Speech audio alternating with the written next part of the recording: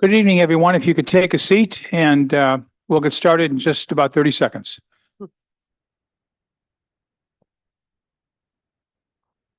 I hope everyone took the opportunity to vote today. I did this morning, but then came upstairs to find the cookies at the bake sale and realized they don't do that in primary season. You have to wait for the general election. Oh, And no worries. Addie's Cup was not too far away and we had coffee there. Okay, I think we'll get started. It's 5:30. Welcome to the March 19th meeting of the Gates Mills Village Council. The agenda has been revised once or twice and is in the back for you as well. And we may move some things around as we proceed. First order of business is the roll call. Beth? Eton, Here. Broom, Here. Deacon, Present. Press, Present. Turner, Here. Welsh. Here. Could we have a motion to excuse Councilmember Steinbrink? So moved. Second. Eton, Yes. Broom, Yes. Deacon, Yes. Press, Yes. Turner, Yes. Welsh. Here, yes. Thank you. Next item of business is the minutes of the council meeting of February 24th. Those were sent out to you just a day or two ago. Did our best to try to get them out last week, just couldn't make all that happen. So council did have a chance to review them in advance of the meeting.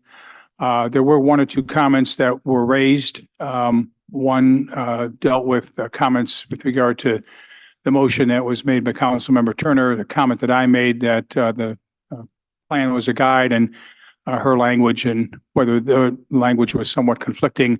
I looked at both of those. I'm going to maintain the statement that I made and not change it because it's factual. Let's remember the minutes are a summary of the proceedings, and the entire proceedings are videotaped. And if there's ever a confusion on things, someone can always go back to the tape and listen exactly to what was said. But if council people want to comment on the minutes or talk about that point, I'm happy to hear that. I'll move to approve. Second. Any discussion? All those in favor? Aye. Oh, I guess you got to call the roll. Beth, please. Eton, Yes. Broom, Yes. Deacon, Yes. Press. Yes. Turner. Yes. Welsh. Yes. Thank you. And thanks for that flexibility. The next item is the pay ordinance number 1283 for $681,000. This is about $200,000 more than we normally spend. Normal expenditures for the month are $400,000 to $500,000. We paid for the large grass cutting tractor with attachments. That was $175,000 from Akron Power Supply. That's probably the biggest item on there. But are there any questions from council on the pay ordinance? Can I have a motion to approve? Move to approve. Second. Eton, Yes. Broom, Yes. Deacon, Yes. Press. Yes. Turner. Yes. Welsh. Yes. Thank you all. Next item is ordinance 24-2. This is the second reading. This is an ordinance enacting section 131.06 of chapter 131 entitled Council of the codified ordinances of the Village of Gates Mills with respect to the duties of the President Pro Tem of Council. You'll recall that in our first meeting in January, there was discussion on better defining the roles and responsibilities of the President Pro Tem and how that person would work with the mayor. That meeting resulted in a memorialization of that in a draft that was given to council. At the last meeting, we had a first reading, and today would be the second reading. Are there further questions or comments or reactions to the proposed ordinance? Is there any reason we can't just adopt it?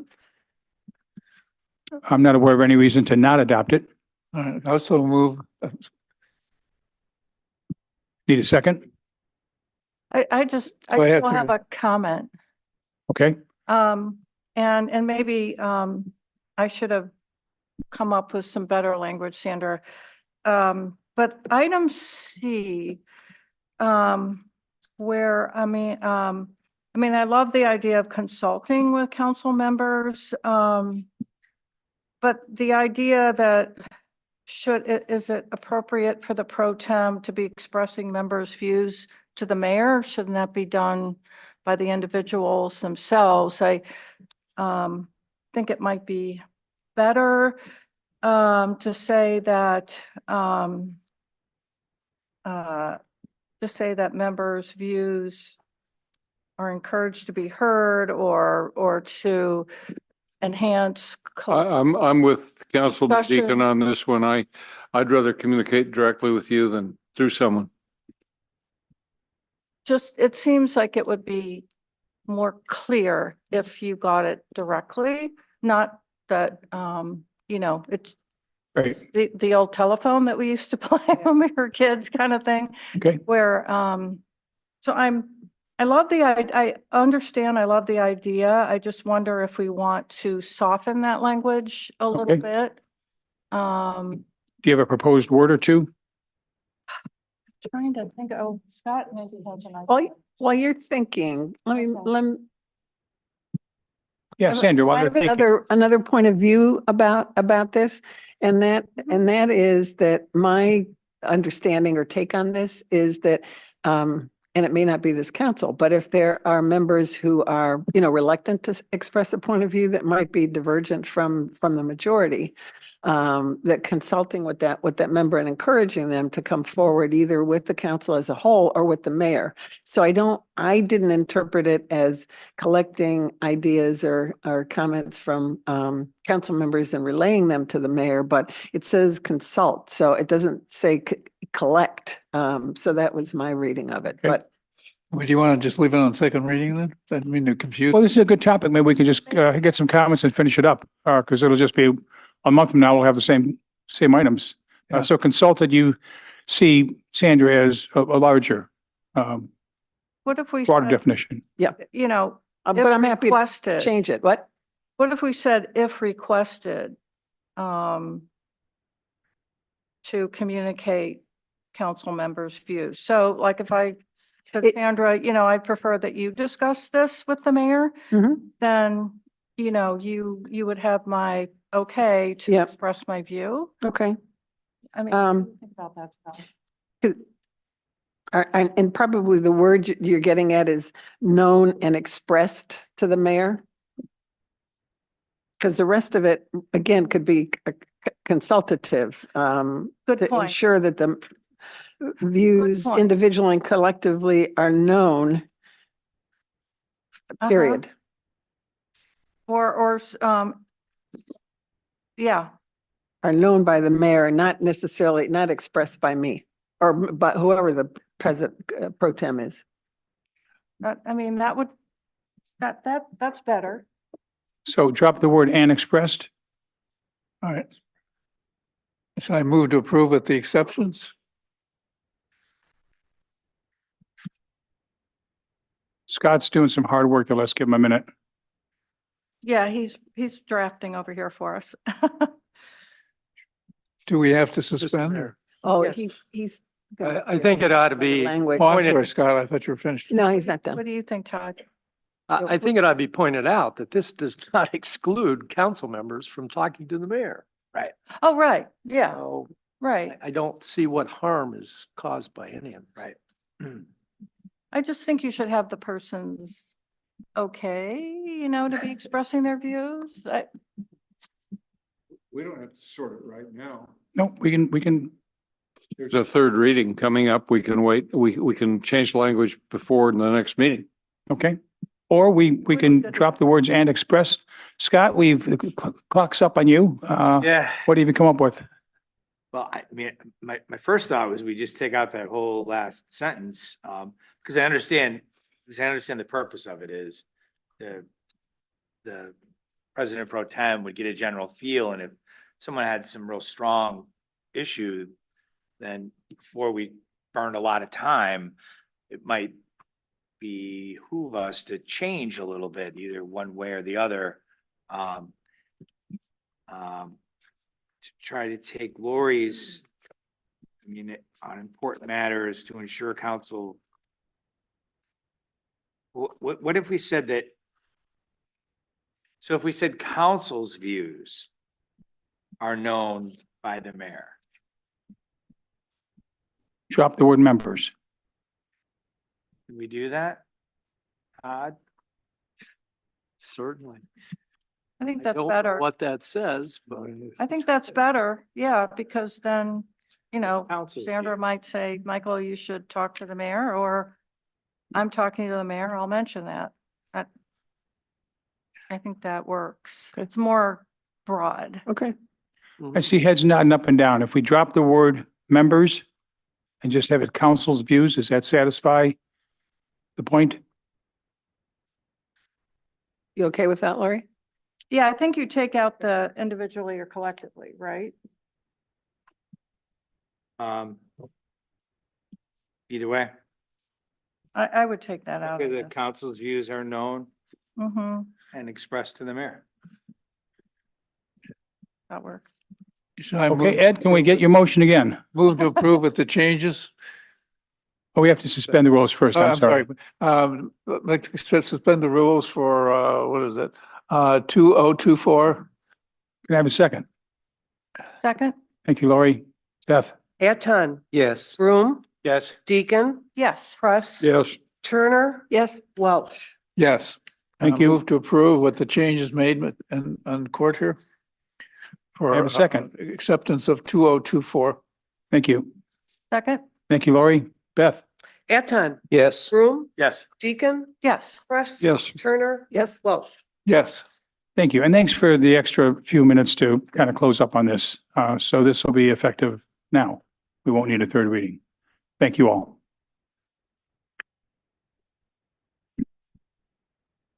Okay, item 5A, you'll see under the mayor's reports from now on, we're going to have maybe just a few bullet points of things I would hope to cover.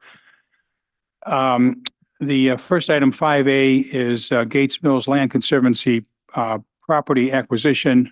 We have with us tonight John Kozak and Jamie Carricker, both very involved for years and currently with the Land Conservancy.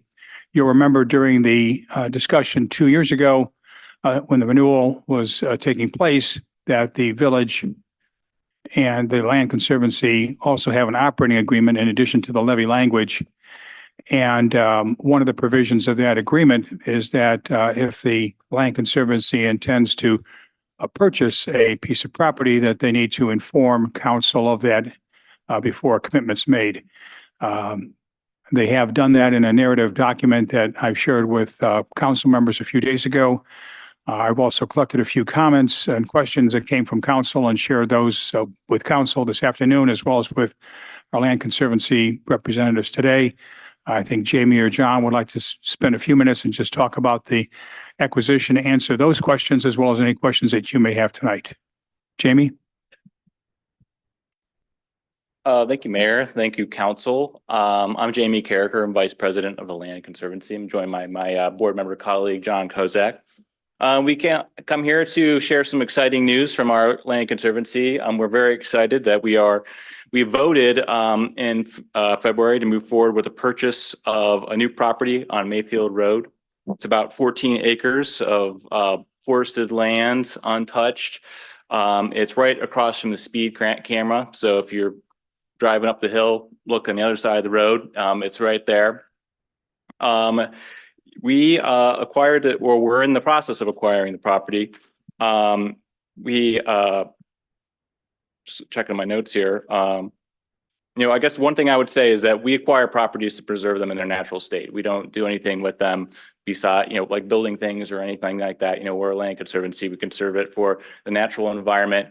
We see a number of great advantages for the village, as well as our mission as Land Conservancy. So the first is it's right at the gateway entrance to our village. As you come down the hill or up the hill, it's right by the river. Number two, it's really connected to a lot of our existing preserved land that's owned by the village, owned by us, and also owned by Metro Park. So it really has a lot of compounding conservation value. And when you really look at acreage, it really adds up. And the other item, which is not our remit, but we do think is important, is that public safety. If you were to build something on that property, it adds another kind of intersection where cars will be pulling off, and that could be kind of dangerous. So, obviously that's not our responsibility to work on, but we did think it was an advantage. The property, like I said, is about 14 acres, a little bit less. And the funding will come from our levy funds as well as operating funds. And then, we go off of our appraisal so far. We expect, 15% of the annual real estate tax to be roughly $800 a year that would go to the village that, would, not because we'd be buying that property and, making it part of the Land Conservancy holdings. The purchase will not prevent us from reaching our $700,000, what we need to have in our endowment by 2026, which is part of our agreement with council from the previous levy election and agreement. We have a number of funds to draw upon, and we've done the math to make sure that we'll have the funding to reach this. And we knew ahead of time we had $300,000 to work with to buy property. We actually received a number of really generous donations from private individuals over the last year or so that have really helped us a lot and given us even more buffer, and we're really excited and appreciative of that. So, we're feeling good there. Last item I would just mention is the proposed purchase price, just for background, is slightly above a competitive offer that this landowner already received, but still within the expected range based on a certified appraisal. So we think it's a fair market purchase. And, we have a great partner that, wants to sell us the property and, is giving us the first dibs at it. So we think it's a really great opportunity and we're really excited about it. So that's a summary. Happy to take any questions. Any questions or comments or observations from council members? Michael? I think it sounds like a good idea. I guess my question is why we would require the Conservancy to come in before they make a commitment when they're using their own money, and they're not looking for money from us. It seems to me a bit unnecessary. The brief answer is the agreement between the Conservancy and the village requires that. And that's perhaps when that was negotiated 2 years ago and I was not part of that conversation, perhaps it's because the village uses its taxing authority to get public funds and turn those over to the Conservancy, and perhaps feels some level of diligence in that manner is a smart thing to do. But I understand your point. I wasn't here either when they did that. Can we change that and not require them to do it? They could just bring it up in their twice annual review with us after the fact? We can't change it without conversation and discussion, and both parties would have to agree to that. So if that's something that people feel strong about going into 2024, we could put that on the list of things. It's a fair question. Any other questions with regard or comments with regard to this property? Hold on, Charlie. Let's see if there's any council people. I have to, acreage on Mayfield myself. What is? Charlie, can you use the speakerphone? What happens if we don't do that? Then we just can't get it online and people can't hear it. Thank Charlie Baker, live on Echo Glen and own property on Mayfield, acreage myself. So I'm curious as to just exactly what you're going to pay for. We don't disclose that at the current time. It's a private transaction, and we're working closely. It hasn't actually been totally settled yet, but we can't say that it's a fair market, and based on the appraisal we received, it's the fair price. Private agency, you don't take tax money, you have no obligation to the community. This is a secret. I'm a little concerned that you can negotiate and not let the population know what you're doing. Charlie, I had a conversation with them on that and agree with their point to not disclose it at this point. It is a competitive situation. We don't want to drive the price up or create, undue increases in price by disclosing what they believe the fair price is. I know what the price is, and several other people do, but I have to respect what their negotiating position is. Okay, so that price will eventually be shown in the Cuyahoga County. That's correct. Thank you, Charlie. Scott, did you have a question? No, I was gonna say that the property is perfectly situated to preserve in the village. It's perfectly situated to preserve in the village, benefit the river a lot, and it's not tied down yet, so we can't really disclose more than that. Isn't that property right by the bird preserve too? So it'll connect to it? Going down the road? Okay, that's very exciting. Yeah. Right. River up to Westville on the north side, it's all stay with pristine. That's lovely. Okay. Yeah, one comment. I think the fact that at the moment the village receives $900 a year of property tax from this property, I think the right comparison is to say if this plot is truly buildable, with another acre, which they could purchase from somebody or other around there, they could get 15 acres and build 3 homes. And let's just imagine those homes will reach $1.5 million when they're finished. That would give $4.5 million of property value in that situation, which would only deliver to the village $20,000 a year of real estate taxes. So I think it's an illustration of 2 things. First of all, there's an opportunity cost here that by the village, by the fact that this could be developed. So we've been told. But it also proves the fact that lots of investment doesn't move the needle very much on our real estate tax revenues. So I think that's the right way to look at the opportunity cost in this case, not the $900. Right. Good thought. Thank you. Any other, Lori? So I also think it's a fabulous idea because, David, I think you're right about the opportunity cost, but there's some things you can't put a price on, and that location being kept conserved is a wonderful idea. And I think we're really lucky to have the opportunity.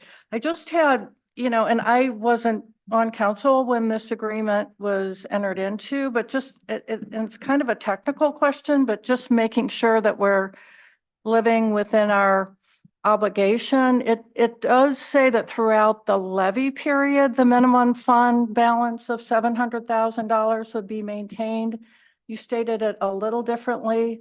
You said by the end of the period, can we rest assured that it'll be maintained throughout the period with this purchase? I think that I would probably want to regroup with Nat, our president. I don't know if that's 100% our understanding of it, but I'll regroup with. I think I can clarify that, Laurie. The $700,000 does not need to be there today. It needs to be there at the end of the period on the assumption that things happen, like the levy keeps coming to us and we keep sending it to the Land Conservancy. So it's a commitment to build that number by the end of 2020. It's not really what it says. It says throughout the levy period. In the agreement, but if you have to look at the wording in the agreement. That's what I was reading. The levy, okay.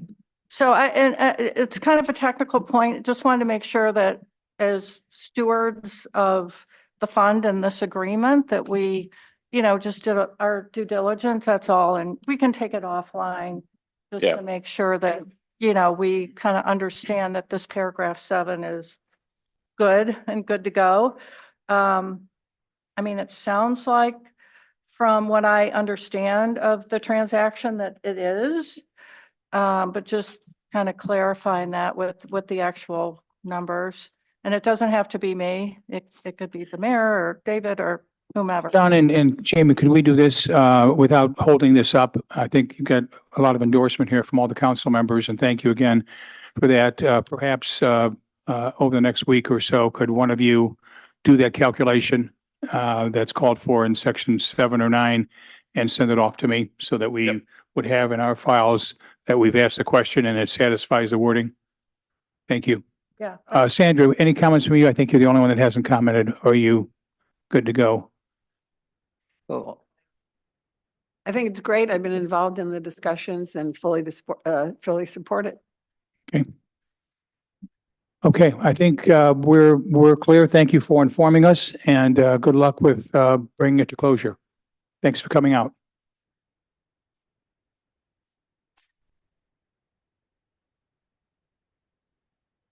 Couple quick updates here, tennis and pickleball court. So when we last met, I indicated that we were getting the final estimates of the pickleball improvements that we were making. And so I'm reporting to you 3 things here. And Clark Langmax here, in case there's specific questions that you might have with regard to our rackets program or our pickleball program. Number 1, we have finalized the cost of repairing, fixing, resealing the cracks, repainting and repaving and restriping the courts These would be the 2 tennis courts into 2 tennis courts and 4 pickleball courts. That cost is about $34,000. I think I reported last month it was 31,000. We also have finalized the cost of the nets. The cost of the nets is $10,200. The Gates Mills Improvement Society has agreed to fund 90% of that, or $9,500. So the net cost to us is about $1,000 on the nets.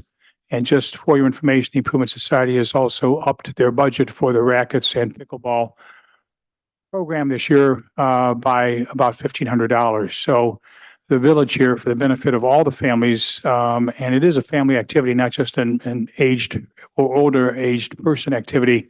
We'll be putting about $35,000 to $40,000 of money into the tennis courts, the pickleball courts, the pickleball equipment, and really going to provide that, starting right here in the early spring, and be able to use that all fall long. Any questions on that?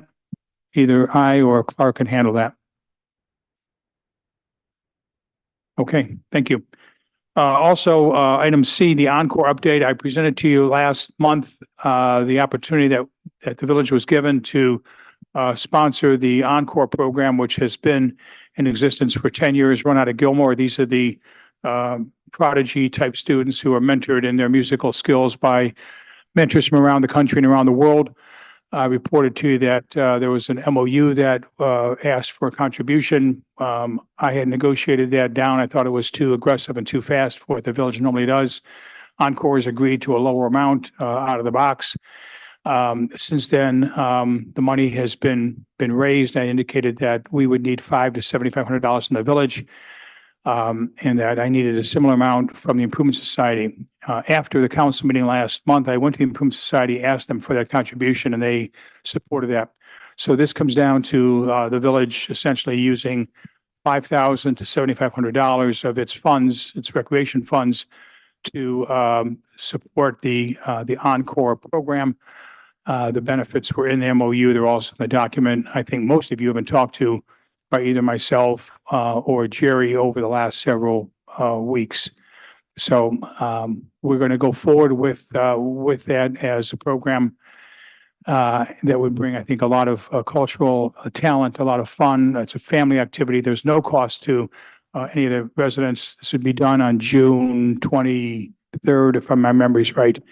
And the final presentation would be on the village green.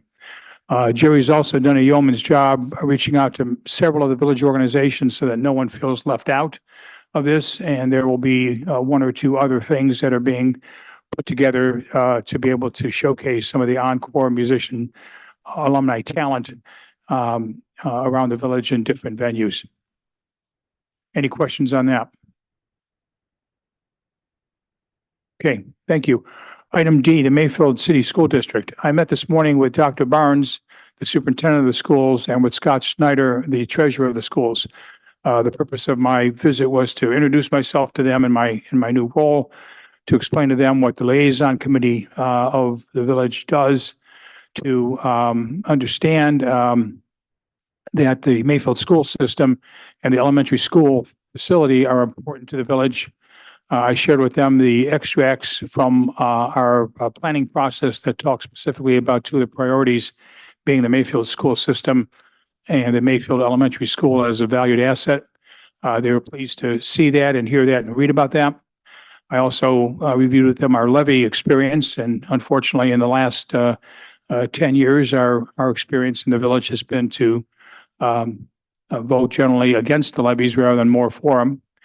I asked them to come and talk to us in 2 ways. One, to meet with us sometime in the month of April and talk about the state of the schools. It's a 5-star school system. They're going to create a scorecard and a balanced scorecard. They'll talk about what the focus on the future is and what they're doing to improve some of the gaps in literacy and other types of things. It will not be a financial presentation. It'll be a town hall or a coffee talk or whatever phrase you want to use it, to better inform Gates Mills villagers and residents about what the Mayfield School District is doing and about their view of their importance and how they could play that role with Gates Mills. They would also be invited to come in and they will not decide on whether they have a levy until likely the May board meeting. So it's not clear whether, it's not certain whether they will have a levy. The chances are high, but it's not been decided on.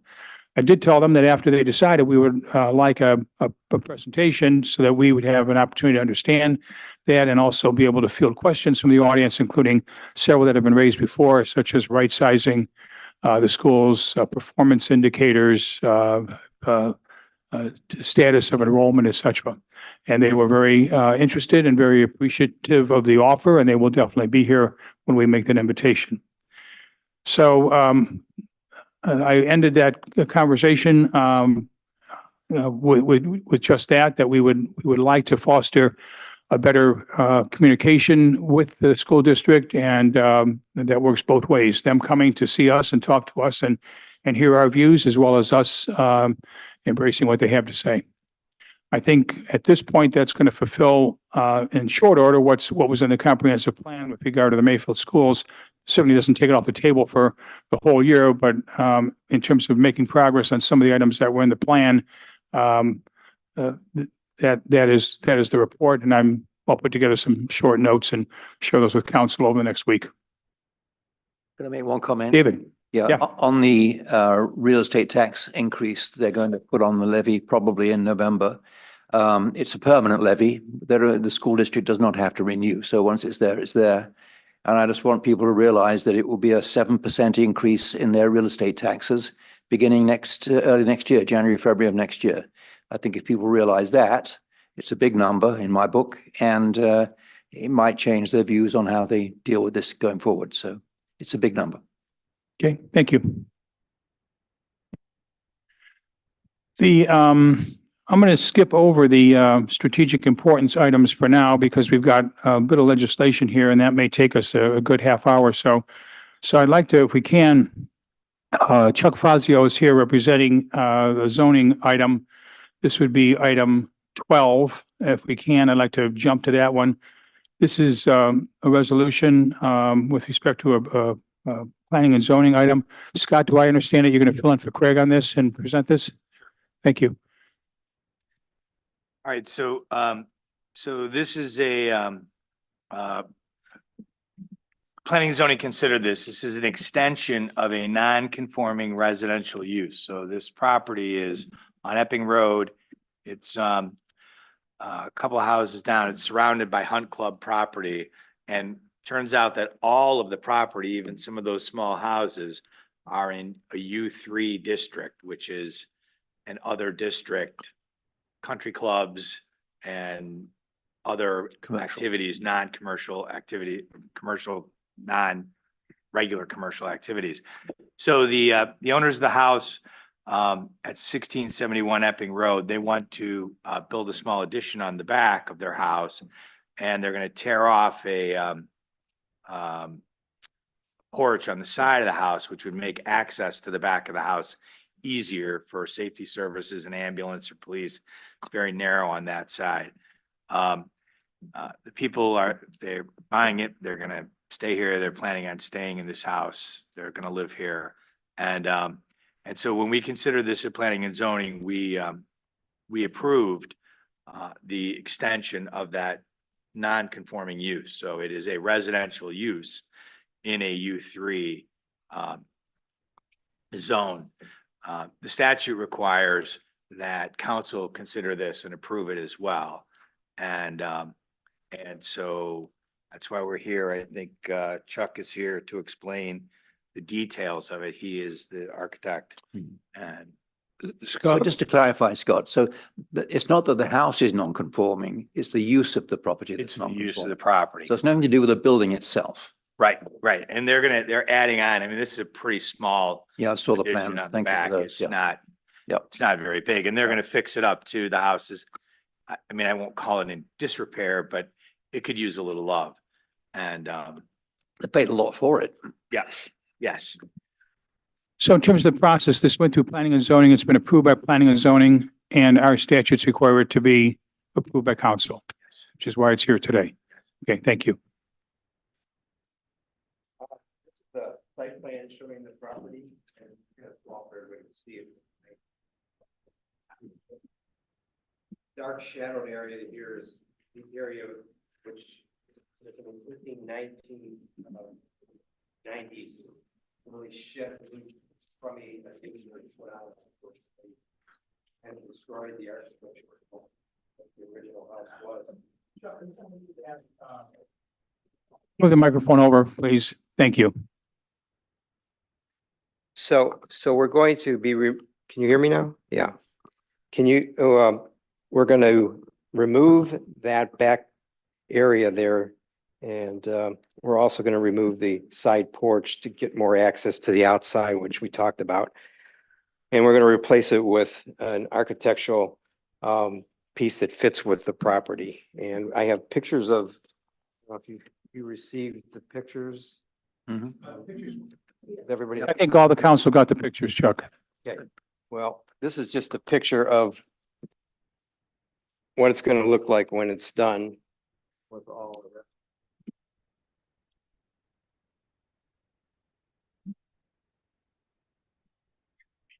So, yeah, but this prestigious property, been in Gates Mills since 1910.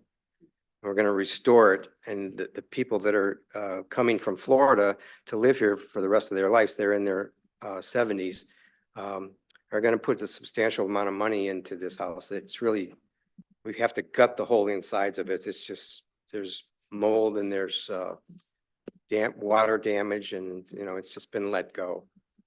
So we want to encourage people like this to come to our village instead of kicking them out for certain reasons. So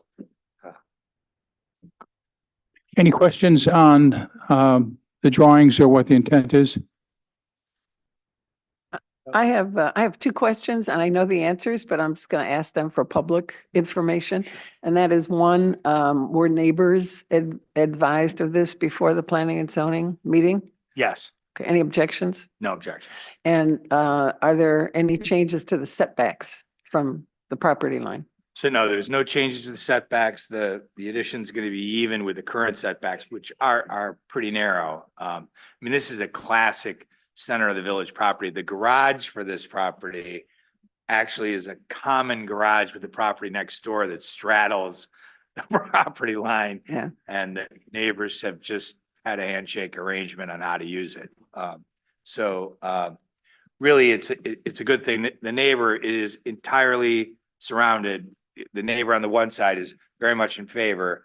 They similarly, Chuck, we talked about we that. put an addition They on, put an addition and they improved their house. I think in the 2014 or 15 or Yep. something. And the remaining neighbor is the Hunt Club, Yeah. and the Hunt Club is all for it. And they've talked about how to handle the trees and everything. They're gonna take care of that all together. Sounds good. Scott, so ARB have to review this yet, do they? Yes. ARB will, right. And guys. historic, You I guys. assume? Yeah. And, okay. Yeah, it's going to the historic first week in April. So, Chuck, this is on first reading, which normally means, we would have this reading 2 more times in the next 2 months each. So What's your timetable with respect to? timetable is we'd like to move forward, and I talked to the law director after planning and zoning and hope that this could be approved for this meeting here so we can continue, because I can't do any more drawings until I progress, forward. Okay. And we discussed that at planning and zoning, and I would, if everyone's done, I would be willing to make a motion to suspend so that we can. I'll second it. Thank you. Okay, any conversation on that? Doctor, you okay with that? So that would be Scott and seconded by Ed. This is the motion to suspend the rules. Clerk? Eton, Yes. Broom, Yes. Deacon, Yes. Press, Yes. Turner, Yes. Welch. Yes. Thank you. Scott? And I would move that we approve resolution number 2024-6. Second? Roll call, any conversation or discussion? This is exactly what the comprehensive plan hoped for, was people buying these old houses and modernizing them, giving us more real estate tax revenues. Unfortunately, these people are over 70, I guess, so they won't be paying much income tax, but that's, you can't win them all. Well, you never know. You never know. Never know, but the chances are. later in life. Okay, first and second, no further comments. Roll call, please. Eton, Yes. Broom, Yes. Deacon, Yes. Press. Yes. Turner, Yes. Welsh. Yes. Thank you all. Thank you, Chuck. Good luck with that. Thank you. Let's continue on, item 13. This is a first reading. It's a resolution authorizing the mayor and the clerk to enter into a first amendment to indenture of lease with Howard Hanna for office space at 1501 Chagrin River Road. As you may know, Howard Hanna has a small office there. Under the existing lease, they're allowed to renew for 1 year by giving us notice, which they did. And so the renewal is, will start this September for a year. In connection with that, they've also asked for another 1 year, so that they would be in a position to stay that second year if they chose. That second item requires an amendment to the lease per Todd. The rent would go up another $50, which is per month, which is agreeable to them. This would lock in our tenant there for the essentially for 2 years. It's a relatively straightforward document that you should have. It's on first reading. Are there any questions or comments on this? It's good rent. It's $30 a square foot today, which is very good for the village. Thank you. Okay, so we'll consider it first reading and bring it back to council next month. Unless you want to go differently. Are we? Everyone okay with that? Pressure here? Pardon me? Are we under any time pressure here? No. They've exercised their right to renew. I think if I call them and let them know that we've put and they have the lease, that we've put, we send it, Todd? Do we send the revised lease? I think Warren Morris sent the revised lease and the acknowledgement form to them as a draft. So I'm not aware of any pressure. Is there any reason to delay it or should we just pass it? No reason to delay it. I'll move to suspend then. Thank you, Ed. Second. Thank you, Sandra. Eton, Yes. Broom, Yes. Deacon, Yes. Press. Yes. Turner, Yes. Welsh. Yes. Can I have a motion to approve the resolution? I'll move to approve the resolution for the Second. the building. Thank you. Second from Lori. Any Eton, conversation? Discussion? Clerk? Eton, Yes. Broom, Yes. Deacon, Yes. Press. Yes. Turner, Yes. Welsh. Yes. Thank you. And since we're in a good mode here, let's go to resolution number 15 here. This is the resolution authorizing the mayor and the clerk to enter into an MOU with Chester Township trustees to cooperate in the public improvement project to County Line Road that authorizes the expenditure and declares an emergency. Mr. Courtney's here today to explain any details that you may have. We've reported this to you in the past. The good news is the cost, which we initially thought was maybe going to be close to $1.8 million, now looks to be about $1.4 million. That's a combined cost between us and Chester Township. The village's share is listed in the materials there. In addition, there's a culvert, at least one culvert that we know at this point that needs to be replaced. That's about $100,000. We would share that cost 50-50 with Chester Township. We've also added in about $35,000 of supervision costs that we would have. Geauga County will run the project. We have the right and will exercise the right to be present to make sure it's being properly done on our half. That is the west half of County Line Road. I've also gotten a few emails from residents along County Line Road now that they know that it's coming that says, hey, take a look at my culvert. And so I'm passing those on to Mr. Courtney for him to evaluate with Geauga County and see whether those are part of the resurfacing, whether that's caused by something other than the road or how we might tackle that as we go through this project. This will take about 2 months. It's meant to start in June. It's going to cover County Line all the way from the Education Center on the north end, all the way down to the Hunting Valley line. And frankly, the specs are pretty well detailed now. It's all split by length of the road and condition of the road. So there's a lot of material, but let me see if Chris wants to add anything to what I just said.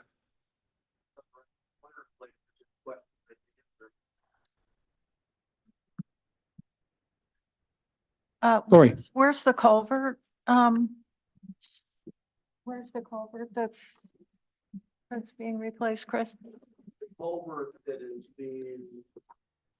culvert that's being replaced is right by address 1120, which is an existing culvert. We're going to be replacing it at the existing size. Gates Mills is running that, the culvert replacement, and then that'll be thrown into the hopper with all the rest of the costs for the project to be split 50-50. So where approximately is that? That's on the It's, north, yeah, it's north of Or- Mayfield. north yeah. of Mayfield. Yeah, right, but yeah, but it's closer to Hawken. Okay. Mhm. Thank you. You're welcome. We've put in about, 40,000 of contingencies. Janet will remind us, we've already approved the appropriation of $900,000 for this. So we're good on the appropriation. And the cost coming in at what we think is now 700, maybe a little bit more, gives us a little bit of room to do two things. Number one, if once one starts unearthing 5 miles of road, finds problems with whether it's culverts or embankments, whatever, we have already appropriated the money and we would have to come back and explain that. But we're leaving a little bit of room because we got stung a few years ago when we had that Charlie project, and all of a sudden we found that we had a much bigger bill once the blacktop was removed. We don't want to be in that position again. And secondly, if we find that we will come in at the 700,000, then we have essentially $200,000 left that we can start to tackle, whether it's Andrews or Hill Creek or some of the other ones that we said we might put off for a year. So I think we're in a good financial position, and having the 700,000 revised amount is quite helpful. Michael. For the record, Councilman Deacon and I both think there are a couple other smaller culvert problems that need to be addressed that are south of Mayfield. But we don't need to belabor it here. Right. Just so Mr. Press is aware, I saw the emails today. I've already dug into both of those and have plans on the way from Geauga County Soil and Water Conservation District, who reviewed and approved all the improvement plans on the Geauga County side. So I'll be digging into that as soon as I receive that information. Thank you. Just remember that for many, many years, garbage trucks drove up and down County Line Road going to the landfill there, off of, what is that, Brookstone Road there, across from the Horticultural Center. So, you never know what you're gonna find when you go underneath there. Right. So Steve, a question, on Exhibit A, on the bottom, number 4, it refers to our portion is 588,000. So I take it there's an additional, is that because of the culvert that it's 700,000? So the math should be, from memory, 588 for the road, our 50% share, 50,000, our 50% share of the culvert, 35,000, our sole cost of supervision and monitoring, 17,000 contingency. 27. Very good, very good. Is that pretty close? 27, excuse me. Resolution. Okay. So it looks like they're doing part of Old Mill, the part that's in Chester Township then, They're doing that and they're paying for that. and then it'll stop at County Line That's correct, on Old Mill. Okay, thank you. right? Chris? Oh, thanks, Chris. Mayor, do you want to leave this on first reading then, or do you want to go? They are going, I would appreciate the approval, if we can do that today, Ed, by suspending the rules. Do we suspend? I'll propose to suspend the rules. Okay, how about Scott as a proposer and Ed as a second? Thank you. And I'd move that we approve resolution. Beth, vote. Anton, Yes. Broom, Yes. Deacon, Yes, Press, Yes. Turner, Yes, Welsh. Yes. I'll move to accept the resolution to replace County Line Road, Gates Mill side. I'll second it. Any Anton, conversation? Discussion? Clerk? Anton, Thank you. Broom, Yes. Deacon, yes. Press. Yes. Turner, yes. Welsh. Yes.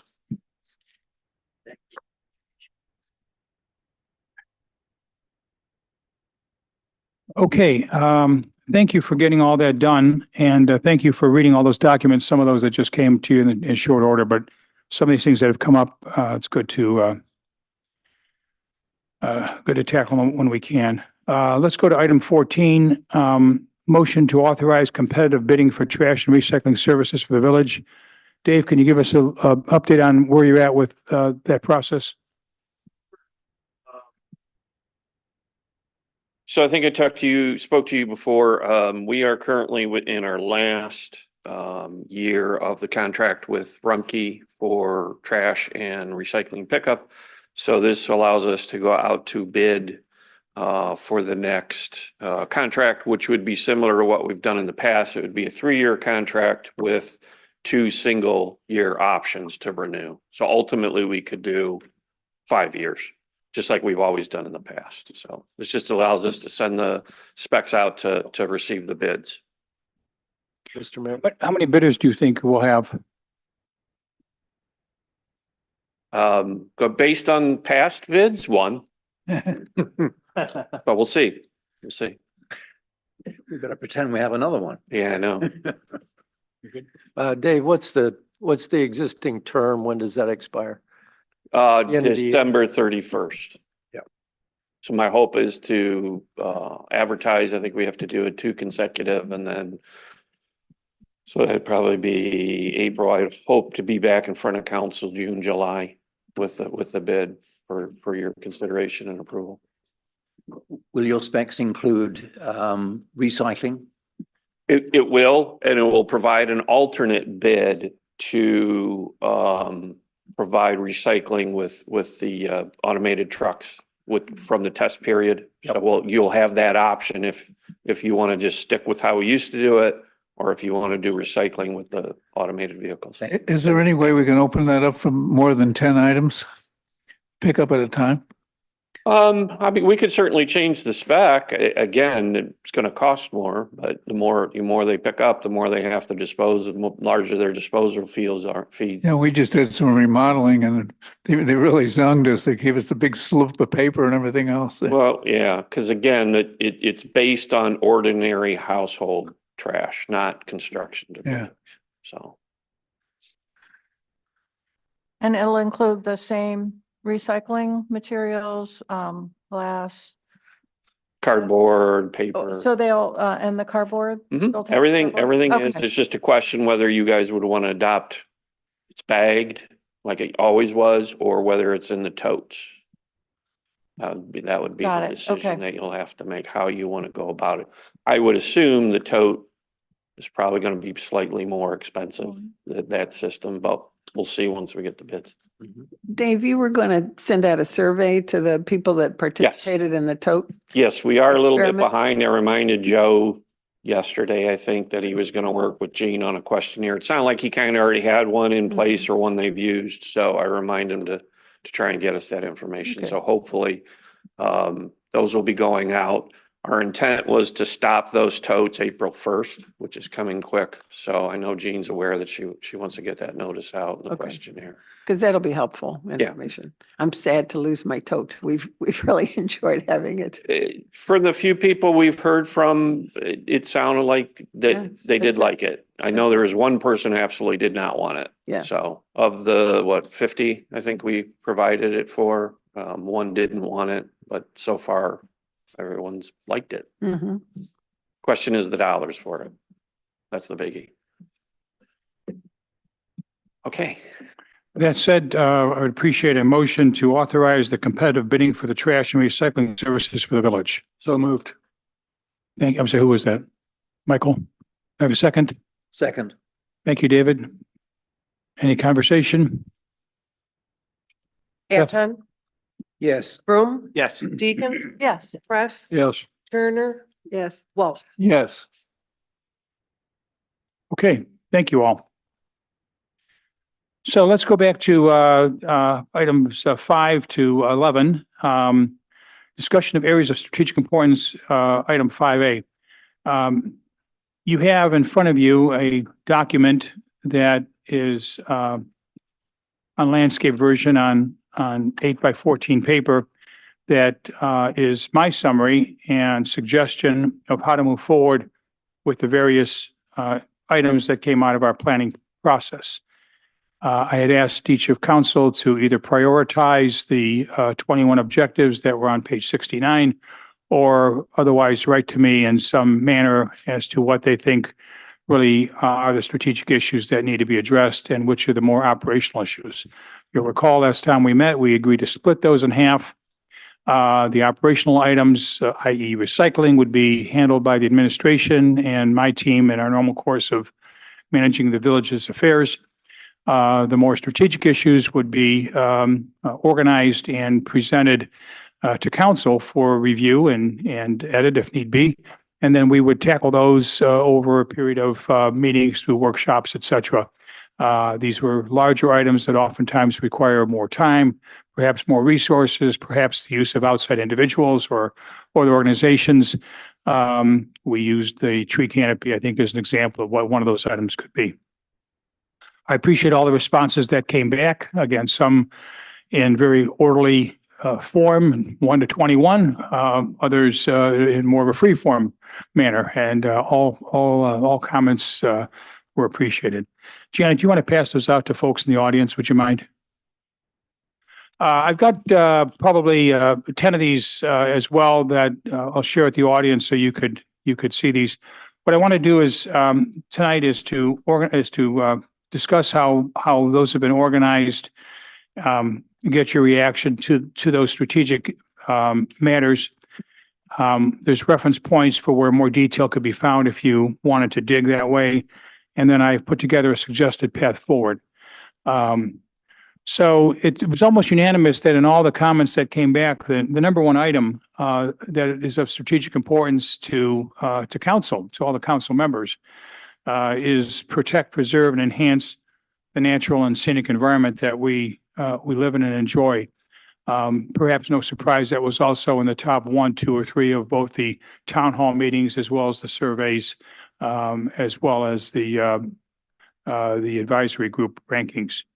The items that neatly fit under there are protect, preserve, and enhance the Chagrin River Valley, protect, preserve, and enhance the scenic views, protect, preserve, and enhance and enlarge the tree canopy, enforce environmental codes. We have a number of codes already in place. There was a comment made in the planning process about perhaps we should be tightening up the process on tree ordinances and watershed, stormwater, riparian rights, hillside ordinances, and so on.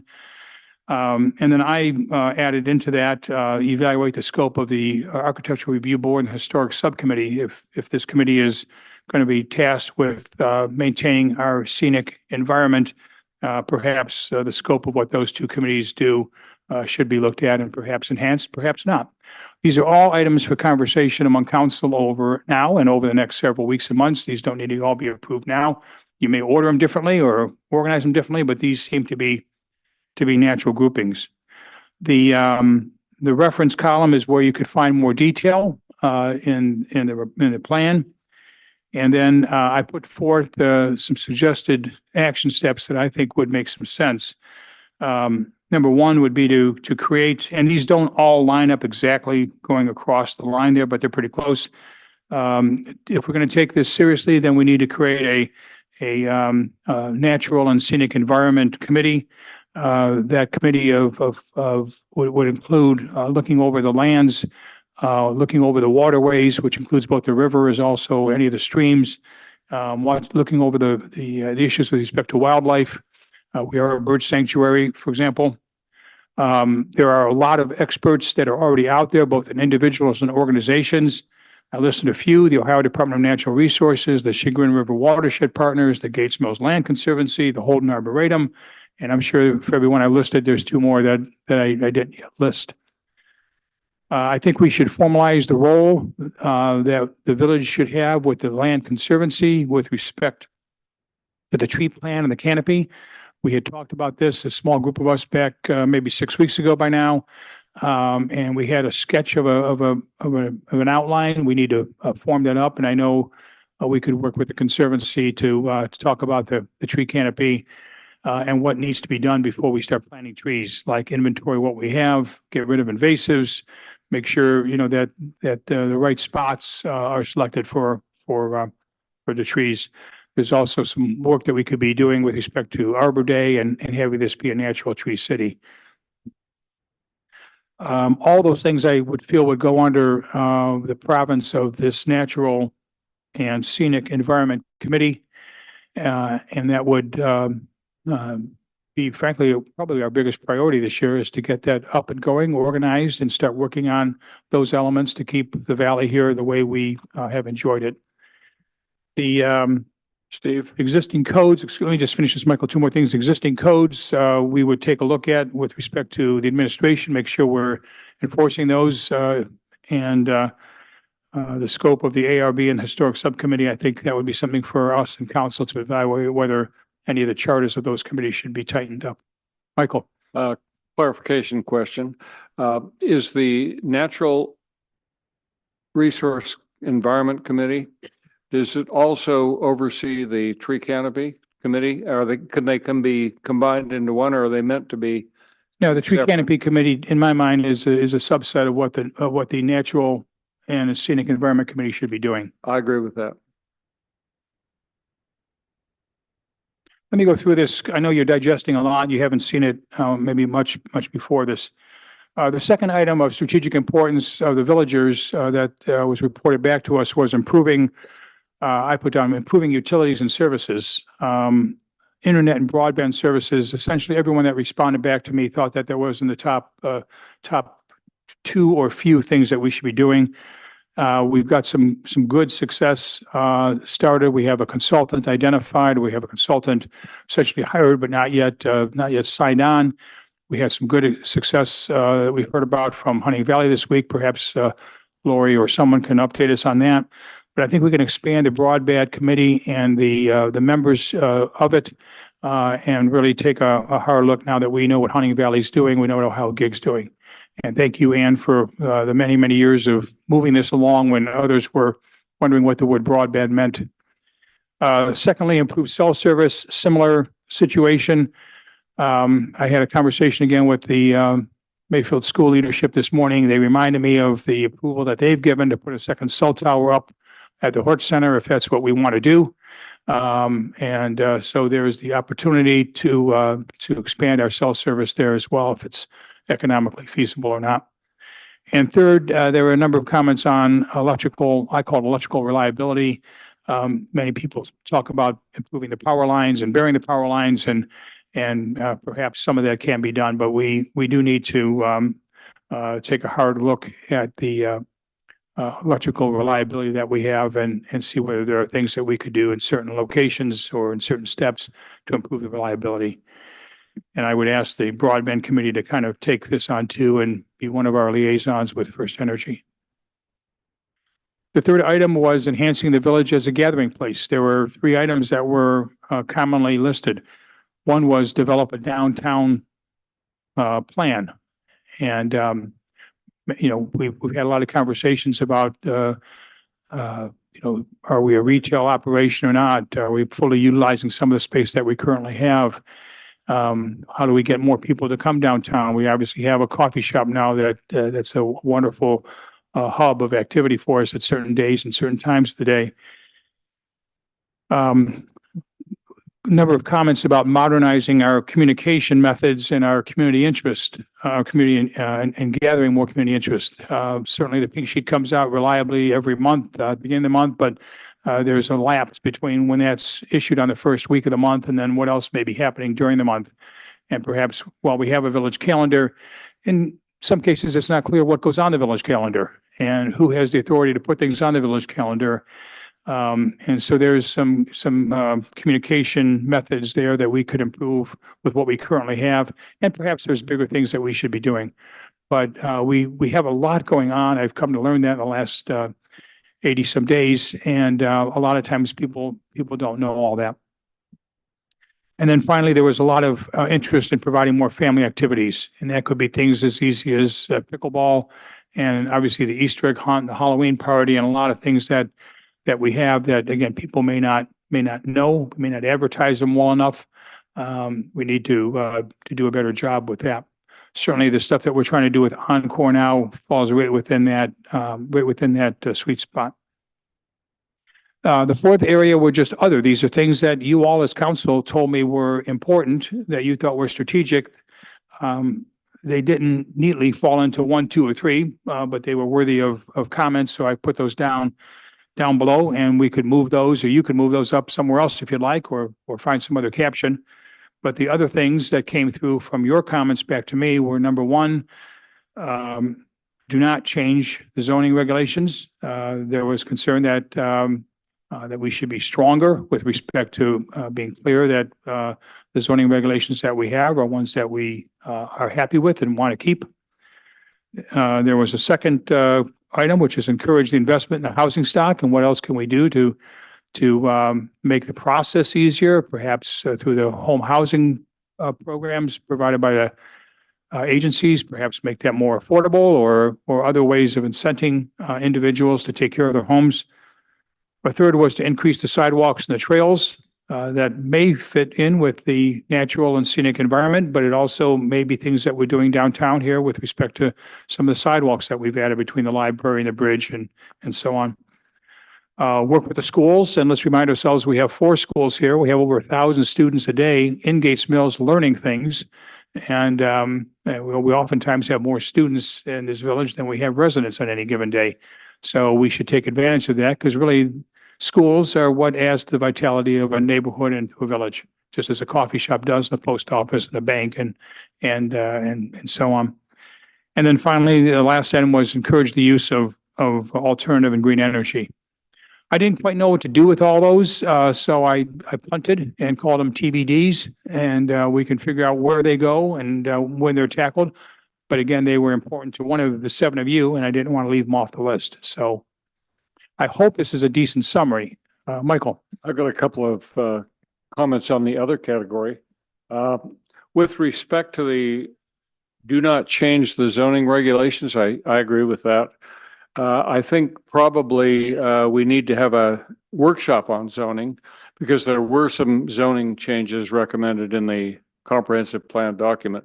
So I think we need to take those up, a la Bruce Rinker's advice to us, and we need to consider them and make a decision on them one way or the other.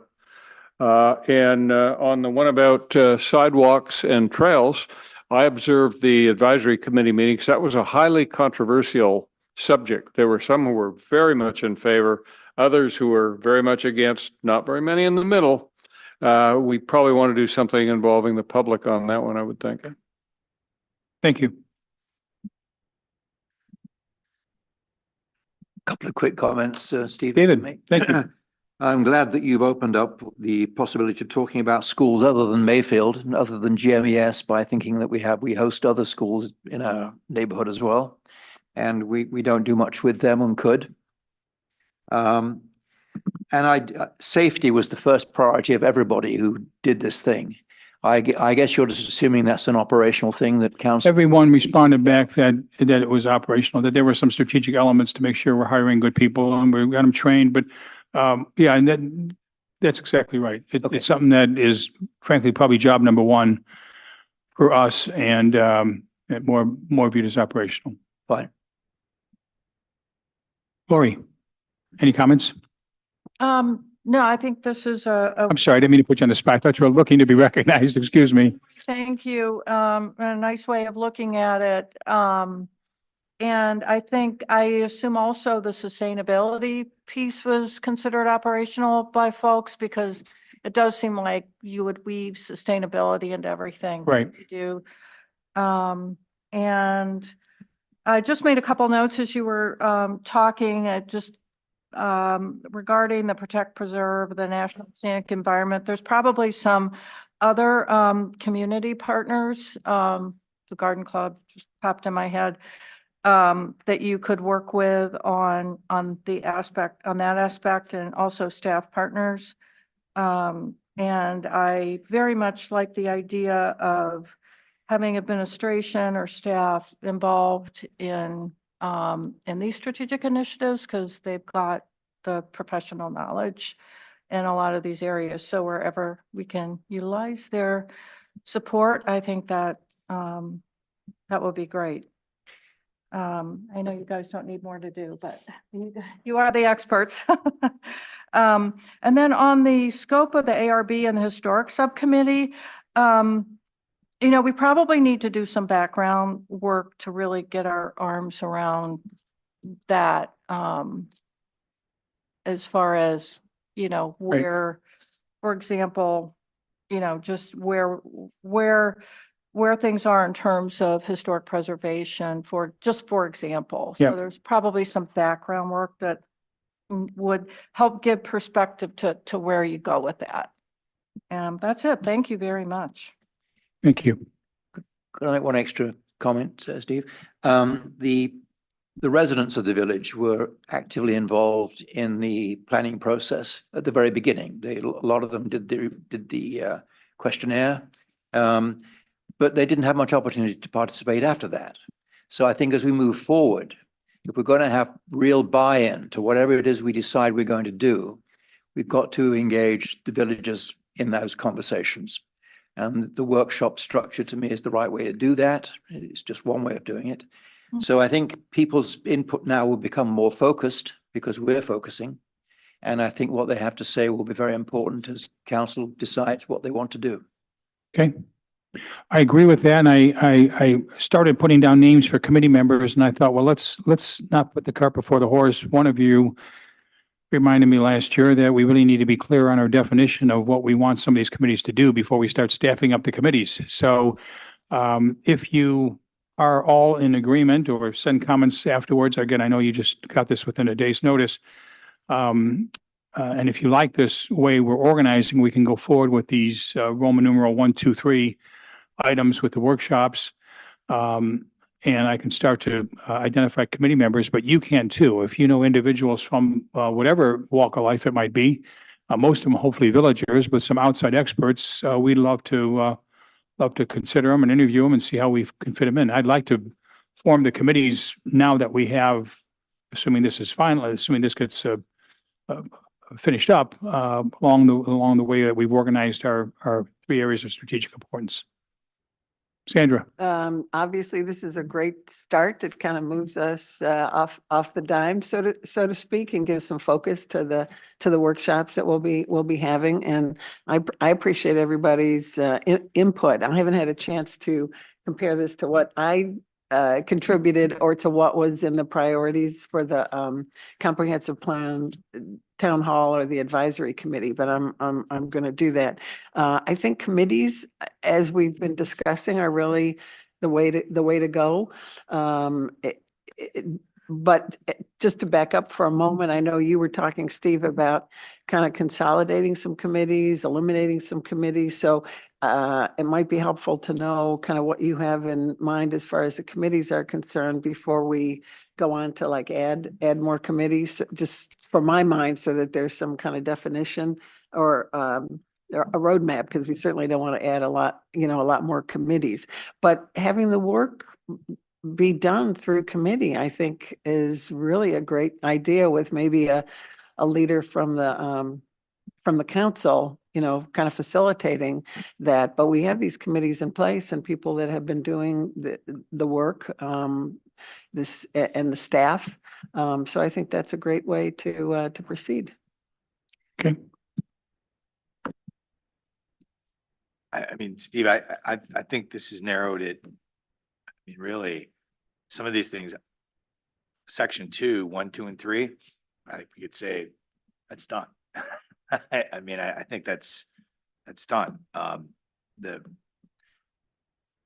of the things have a little bit of overlap. The section 1, 4, and 5, and section 4, number 2, and I think it was part of the struggle in the comprehensive plan of how do we encourage people without encouraging something that we don't want. And there's always a push and a pull. Now, at least from my experience on planning and zoning, I see sometimes when people say, boy, it's really hard to get stuff through, sometimes they come the first time at planning and zoning and they don't have their things in order. And sometimes it's things that you wouldn't even imagine when it comes in front of you, and as you're talking about it, I mean, we had one just the other day. It was a fence, and we had to have them come back because given the unique situation between 2 houses that were very close, a fence height variance was it was completely warranted, but they didn't know whose property the fence was on, so we didn't know which property to grant the variance for. And so You know, and so we had to send them back and have them get a survey and come back and say, hey, it's on our property, because the two owners didn't know whose property is the fence on. So, but again, you know, the ARB and how do we encourage people to fix up their houses with preserving what we want? And so, you know, those things probably could use a little. Those are all big things. Those are great comments. Those are all things that'll come out of these workshops and out of these committee meetings. You know, the fence issue. We have a fair number of those properties in the village here. I think Chuck will have the same thing with the property that he just reviewed. Right. People put up fences, they put up split rail fences, they put in a tank here or there, a driveway. They did it 60 years ago when there was only one house. Now there's two, or the neighbor, you know, didn't care. And now we're finding a lot of cleanup on those kinds of things. Right. And at least I know, you know, we try, when people come, we try to educate them as much as we can. Right. And so that the process is as easy for them as it can be.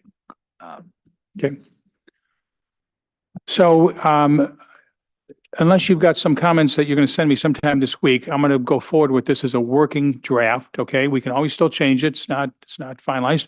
We'll put together next steps. We'll start to identify committees, and we'll ask Jean or Janet to circulate to this group workshop dates again.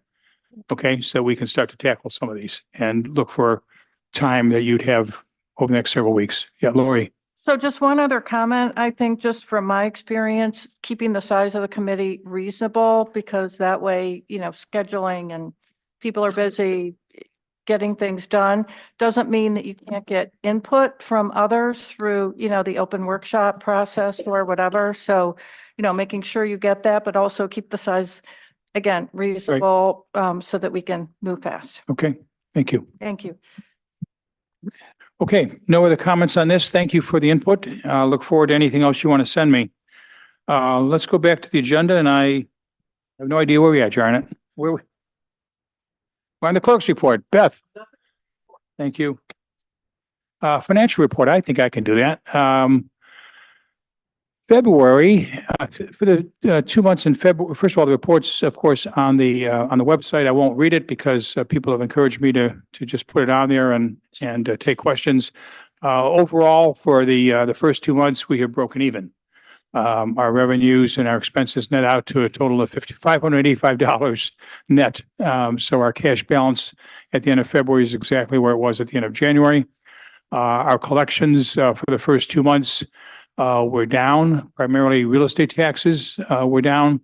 As I put in my report, those are based on when the county sends its invoices, when the county collects its money, when taxpayers pay their money, and when we get the remittances. So we are the caboose on that train. Steve, has that changed since they changed to the February 15th date now uniformly? Well, we kind of, what we now know on March 15th that we collected 500 something thousand. Janet, where are we at? 586,000 end of the first paragraph. So we had a great March. Obviously, we're 2 weeks into March, and so we collected 586. We're back to where we would need to be. Real estate taxes are going to be delivered at the budgeted amount of $2,350,000 or something like that, because they're all already done on assessed values, and we know those values. The timing when they come in drives you crazy sometimes, because you look like you're running deficits or surpluses, and you really have nothing to say about that other than when you get the money. So that was a little bit concerning for a tad, but again, we waited until March 15th. The numbers came in literally a day or two ago, and we're in good shape on that. Our income tax, municipal income tax revenue is down about 8%. Again, it's just through the end of February. Nothing to comment on there. Traffic camera revenues, pretty much on plan, 337,000 for the first 2 months, 145,000 expenses. We had a margin of about 55%. All of our expenditures were pretty well controlled. The two items that were different from last year were the traffic camera expenses, of course, which we didn't have any last year. And then this year, in the month of February, we paid cash for the truck, grass cutter, mower, and attachments. You'll recall we signed off on that in December to take advantage of 2023 pricing that we paid for in 2024. So that was fully expected. Overall, we're at $7,580,000 of cash with another $2,100,000 of cash in our other reserve funds. Moving down the report, Chief, Police Chief, Oh, I had a comment. sorry. Looking at this, our interest income is doing really well. When I took a look at some of the past months, in December, we had $10,000. January, it was about 20.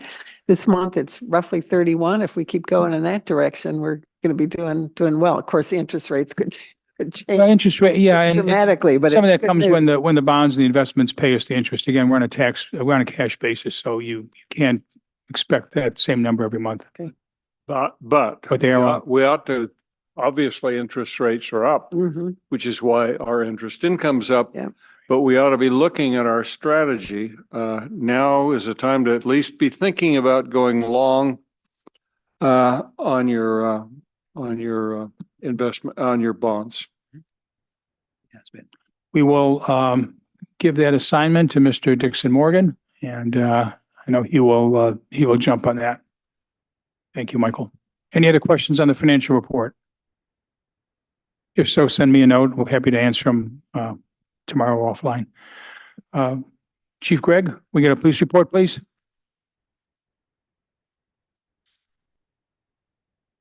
Thank you, Mayor, members of council. Everybody should have received a copy of my monthly report. Be happy to take any questions you might have. One thing I thought was important to bring up, just because it came after this report went out. So on Sunday, St. Patrick's Day, we had a pretty serious accident. Some of you may have heard it. It was eastbound on 322 Mayfield Road at County Line. We had a couple from Chesterland, married couple, a husband, wife, 61, 64 years old, stops at the red light, and basically the car behind them didn't stop at all. Rear-ended them, sent the driver and the two other victims, if you will, to the hospital. They're all in the hospital currently as we speak. Pretty significant injuries, not life-threatening. The driver of the vehicle was under the influence, and there's going to be some other charges that go along with that in due time. So that happened about 5 p.m. on Sunday, and so that took a good amount of time. Not that it's fortunate, but the fortunate thing about it was they had a right shift change, so we'd have the bodies around. So we kind of got lucky there. So that's what I can say to that. Again, that happened on Sunday, and 28-year-old male from Euclid was arrested in that event. Any questions for the police chief? Okay. Dave, Service Department report, please. Thank you, members. Thank you, Mayor and members of council. You should have received a copy of my monthly report. I'm happy to answer questions. One thing I would like to, for our residents in attendance, just highlight number 4. Chris and I did have our pre-construction meeting with the contractor for Breezy Construction last week, and he is looking at starting the Mayfield Road culvert replacement on or about April 15th, weather depending, obviously. It's expected to take about 60 days. There will be single lane closures in that construction area. So please, we always ask you slow down, pay attention. There will be construction trucks moving in and out of Mayfield Road in that area. So please be careful. We have asked the contractor to install as soon as possible some advanced notice signs. There'll be one for westbound traffic and one for eastbound traffic. So on or about April 15th for about 60 days. All good news.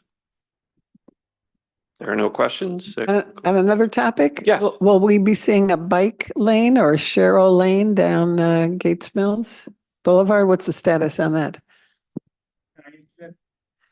Yeah. So let me answer that. We have asked Mr. Courtney to prepare a proposal for what that would entail. I just got that literally this afternoon. So we've abandoned the multi-use purpose of pedestrians, bikes, and cars. We've abandoned the left-hand side, even though technically you could do that. We've abandoned the cut through, I should say. and can bring to you two choices. And we'll send those out and maybe we should decide next meeting. One is we do nothing, that what we currently have is adequate. It may not provide any identification of bike lanes, but we haven't had issues there. We haven't had accidents. The road is wide enough. And again, we're responding to a comment that was presented during the planning process about bike lanes on Gates Mills Boulevard. So this is directly in response to the issues that a couple of people had raised. Or two, we could put forth the proposal that Chris just shared. The Sharrows are about $18,000. Did I flip to the last page and find the right number? And this would entail painting Sharrows every so far along Gates Mills Boulevard in both directions and providing signage at certain intervals as well along Gates Mills Boulevard. It would alert people that there are bikes on the road. It would provide some designation. It wouldn't be a pure bike lane, but it would provide some designation and some sharing so that people don't think it's a two-lane road. That cost is, what was it, Chris? 18,000? Okay. And so I would propose, Sandra, that we share that with you all with some time to read Chris's proposal and bring that up to council next meeting for discussion and vote, if that's what you please. Good. All right, Okay. good. Maybe we can get some volunteers to go out and do some painting. Maybe we can do it less than 18,000. Thank you. If they had the right equipment, we might take them up on that. Any other comments or questions for, yes, Ed? I didn't hear the bike trail mentioned on Gates Mills Boulevard. Is that dead now or? That's what we just spoke about. I didn't hear it. That's what the mayor just spoke about. I was talking about I should have maybe clarified. I was talking about the Gates Mills Boulevard bike lane. Okay. Yeah, thank you. Don't want to wear the hair off this, but the Sharrow will be in the middle of the single lane. Is that how it would work? Dave or Chris? For a multi-lane road or one-lane road going one direction that has a curb on the right-hand side that allows for curbside parking, the Sharrow should be 11 feet off the curb. So it'll Okay. be about 11 feet off the curb on the right-hand side. So about in the middle of Pretty close. of Yeah, the that would narrow be section very of, close. understood. Thank you. Yep. Thanks for following up with that too, Chris. Hopefully we can bring this one to a decision point. That concludes Okay. my report. Thank you, Dave. Tom Majewski, Fire Department report, please. And Lori, while Tom's preparing, can I just ask you to, if you wouldn't mind commenting on broadband when he gets done? If you'd be kind enough to do that. Thank you, Mayor. Thank you, council members and residents. You've gotten a copy of my written report.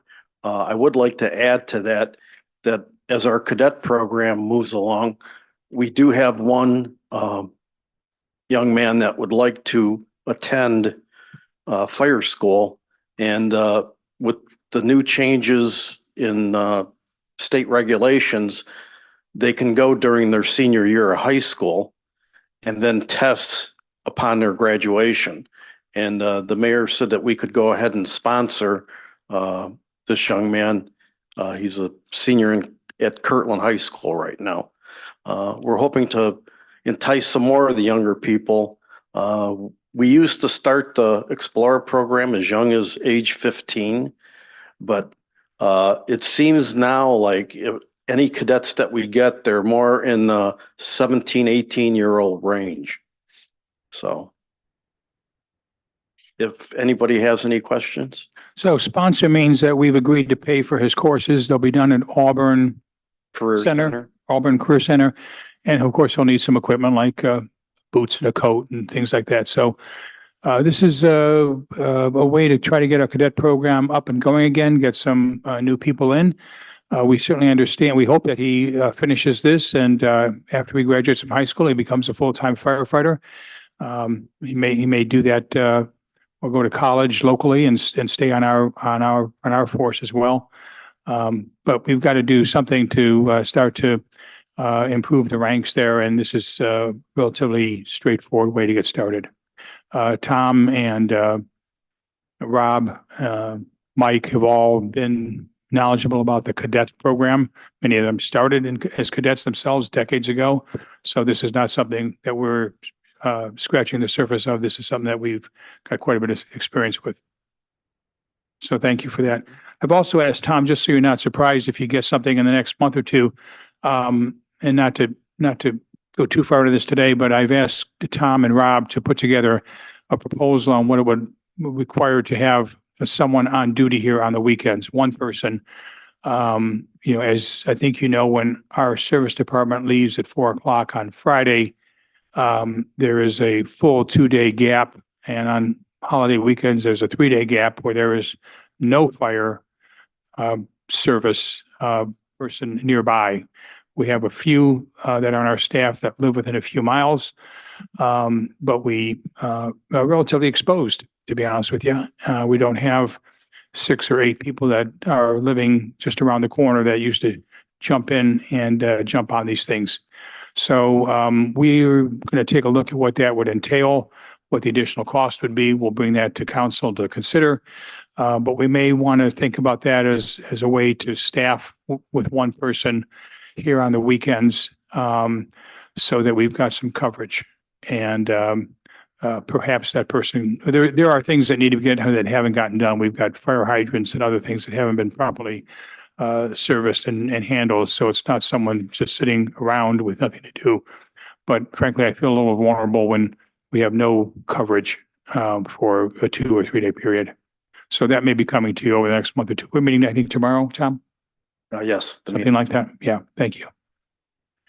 Okay, that's the end of fire. Any questions more to Tom? Thank you. Lori, can you comment on broadband a bit? Sure. Let me give you all an update. First of all, I guess I should maybe ask you, Mayor, has Tom Reed's consulting agreement that we approved last meeting been signed? Because I think it's 30 days and should be effective. Do we need to sign that? It requires 30 days to be effective, and we ought to be just around that 30-day Okay. mark, like maybe today even. Great. Yeah. Great. Actually had a meeting with him this morning, and I'll fill you in on that. So the big news is that Hunting Valley did sign an agreement with Ohio Gig for broadband in Hunting Valley. A couple of us have a copy of that, and we're evaluating it. Gonna get our questions together. Tom Reed, our consultant, is taking a look at it, and then we'll have a call probably with Hunting Valley to ask some questions. There definitely are some questions around the agreement. So Hunting Valley shared the agreement, and they've offered to meet with us and share notes. Right. Before we do that, I think it's smart to have our consultant read it from the context of not just understanding what's in their agreement, but how would that affect Gates Mills? We have more residents and more houses and more mileage in some cases. And so let's make sure the shoe may fit before we just start asking Hunting Valley about their experience. And then we also would want to probably have Reed help us with the conversation with Ohio Gig to make sure that we understand technically what they're putting in and how it's being executed and delivered and how that's relevant for us. So the good news is the agreement's signed and they're willing to talk about it, and we can now get mobilized a bit. So in other news, also, I met with Tom this morning just to talk about next steps. And he has come up with a list of broad discussion points that we should have amongst us in order to get feedback so that he can then put together a draft RFP. I got the list just a little while ago. And so what I would propose as next steps is that we have a special meeting to review those, to discuss them, to provide feedback, and then Tom can get going on the RFP. So I don't know if we're all good with that, but that's what I would propose. I think, well, that could be a good way to go.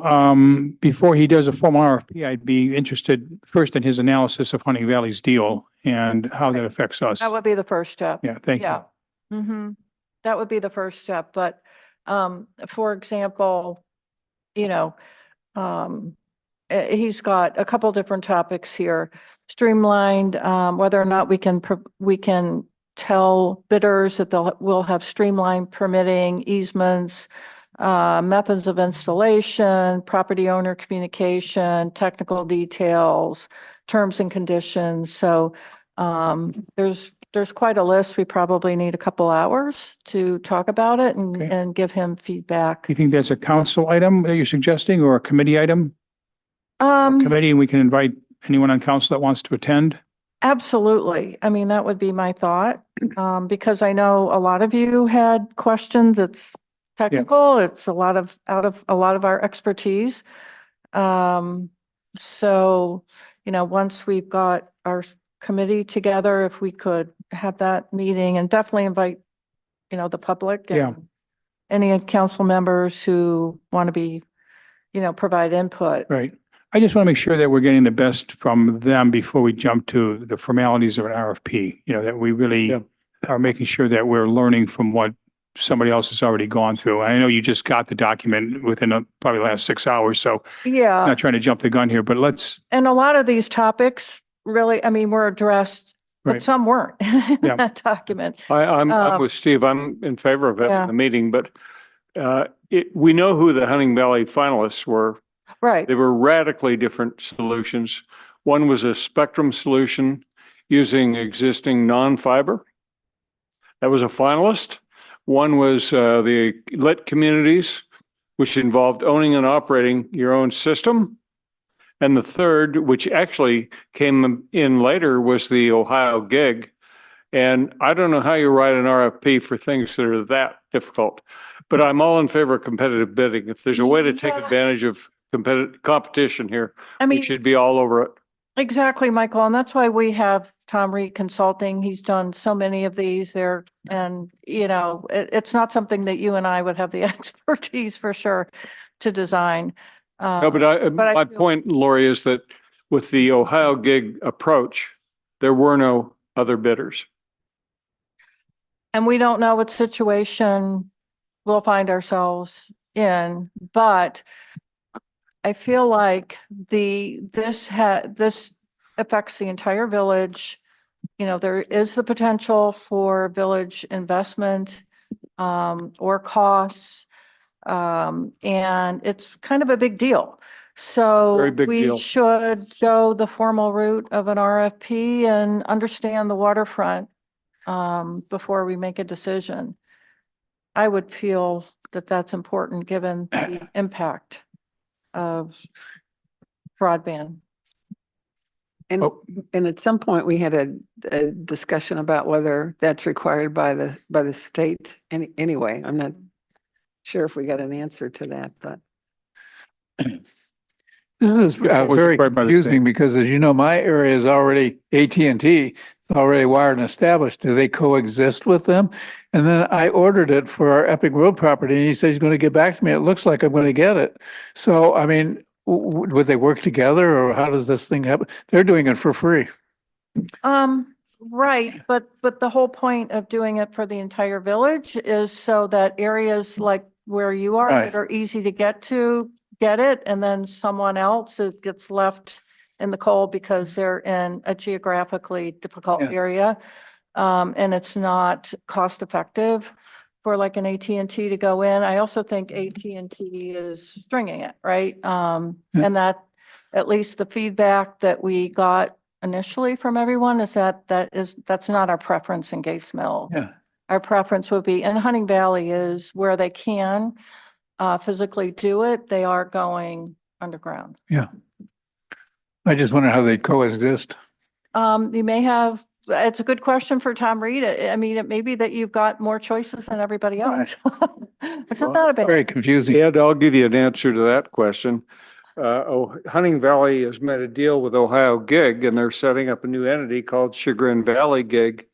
But at the end of the day, these guys are private equity guys.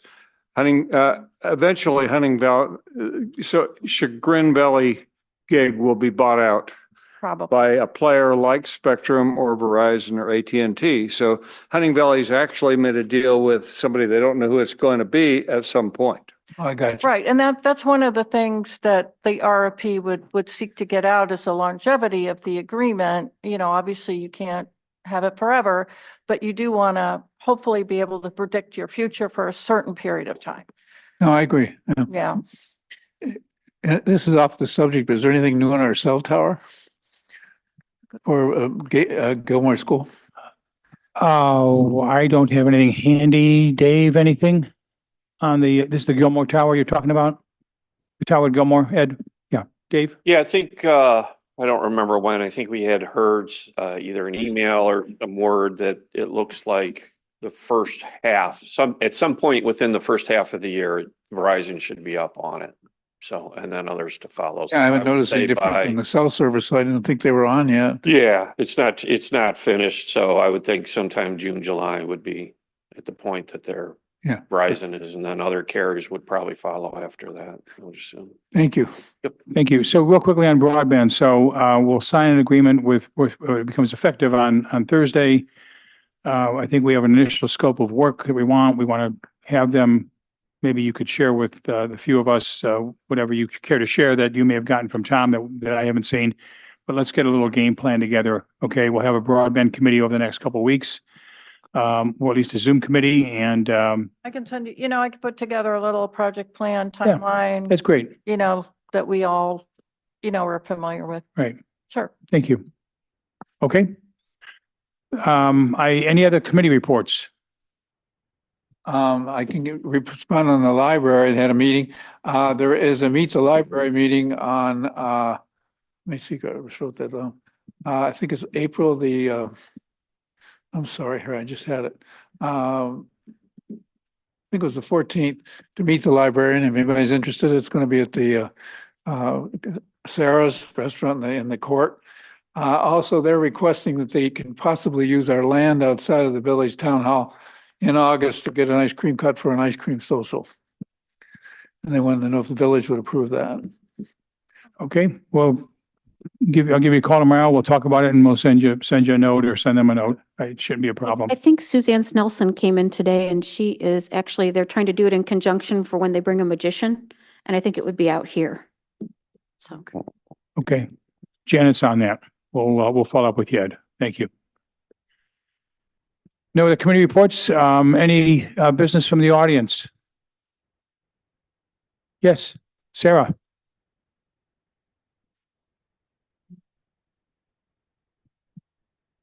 Hi, everyone. My name's Sarah Carricker. I've met most of you. I have two short statements I prepared. The first one I'm going to tweak slightly based on the meeting today, because I really am happy to see what the mayor brought as far as the strategic decisions that you guys are talking about. I was really disappointed in the meeting last month. I can't come every week, but I do watch them online. And I spent a lot of time as part of the communications committee working on the comprehensive plan, crafting a content strategy, getting messages out to everyone, taking notes in meetings that I wasn't participating in.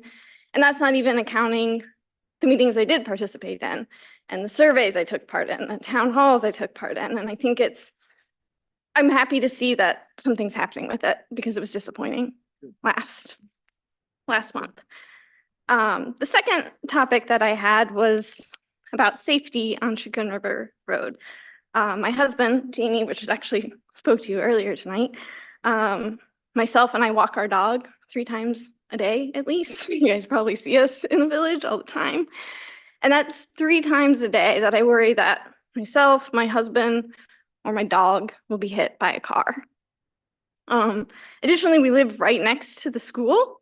And so every summer we happily welcome the nature camp to our neighborhood and to the village. And those kids and counselors walk up that street every single day. And every summer I'm terrified one of them is going to be hit by a car. And we highlight that camp as a feature of our village, but we're not creating a safe environment for them. So I know there's plans to work on a sidewalk, which I think is awesome. But I don't understand why it's taken so long and why it took so long to get on the list in the first place. And I'm not a city planner by any stretch. It's not my background, so I'm not, an expert here, but I don't know why we haven't looked at crosswalks painted on the street, pedestrian activated lights, permanent speed activated signs, signs ahead of the bridge, noting that this is a pedestrian area, moving the speed limit sign north, so they're slowing down sooner, ticketing more, anything that could help with the traffic, because it's scary walking across there, and I worry about all those kids and counselors every summer. So thank you. Thank you, Sarah. So two things to that. Number one, since you were so involved in the communication and the content development on all the planning process, I'm going to pick your brain and buy a cup of coffee, and you sit with Janet, myself, and Jean, and maybe a few other people. And it would be helpful to get your thoughts on how we can, the spreadsheet that I just passed out today, how can we get that cleaned up and publicized a bit and maybe out to some of our residents so that they know we're making some progress on the bigger issues. We've done a lot on the operational issues, the recycling, the coffee shop, the rents and so on. But, some of these strategic things they've been talked about a lot, but we need to put those on paper and we need to make it look a little more professional. So if you wouldn't mind a free lunch or free cup of coffee, we'll tap into, because you've got a lot of content knowledge that I don't know that what you did with that, and we don't want to lose that. And number two, on the safety, we'll review that with the chiefs and see what we can do. There are some things that perhaps the sidewalks and pedestrian markings and so on we can. On the cost of the sidewalk, we have applied to the state of Ohio funds that will be decided this summer. There's an application process that goes first to the House and then to the Senate. Actually, it goes we're going to go different times, but they have to be on both houses' lists. Right now, we've applied for both, and we know we're on the list, but the lists are a mile long. And there's $750 million at stake, and our couple $100,000 could easily get either lost in the rounding, or maybe someone just will say, "Oh, that's such a small amount. Let's just give it to them." So frankly, we're waiting to hear this summer for funding on those two things. Any other questions or comments from the audience? I'll take a motion to adjourn the meeting. So moved. Second. Thank you, David. Roll call. Any discussion? Adco, Yes. Brew, Yes. Deacon, Yes. Press, Turner, Yes. Well. Yes. Thank you all. Thank you all for attending tonight.